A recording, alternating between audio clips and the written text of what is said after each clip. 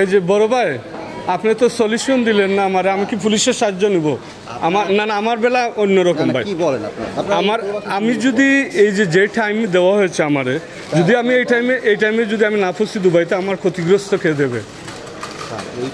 না আপনি ডেলি হতে পারে, কিন্তু আমার বেলা অন্যরকম। আমার সব কিছু বুকিং দেওয়া। আপনি যদি চান আমার বুকিং, ট্যাক্সি সব কিছু দেওয়া আছে।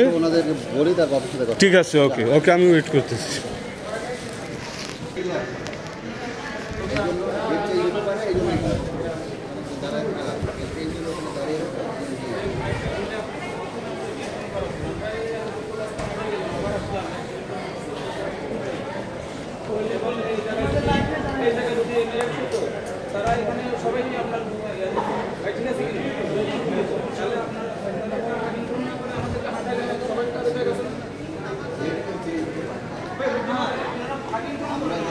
আপনি কি বলেন? আপনি জানেন না?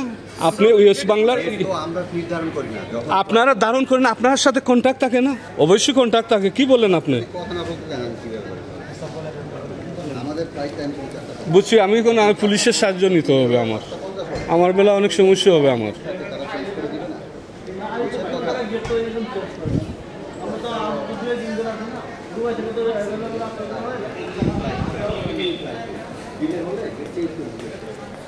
Excuse me sir, sorry.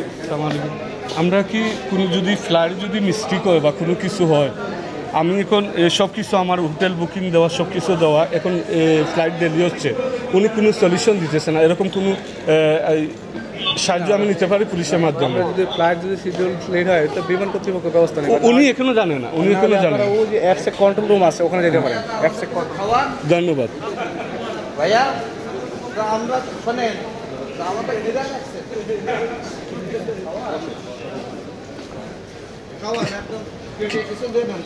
খিদা তো লাগছে, অনেকের ইয়ে আছে না, রিজার্ভেশন আছে না, সব কিছু না। তারপরেও আমাদের আমি কিন্তু আপনাদের কষ্টের জন্যই গেলাম, গিয়ে ভালোর জন্য বললাম। সবাই এখানে দাঁড়ায় আছে, এখানে বসার জায়গা আছে।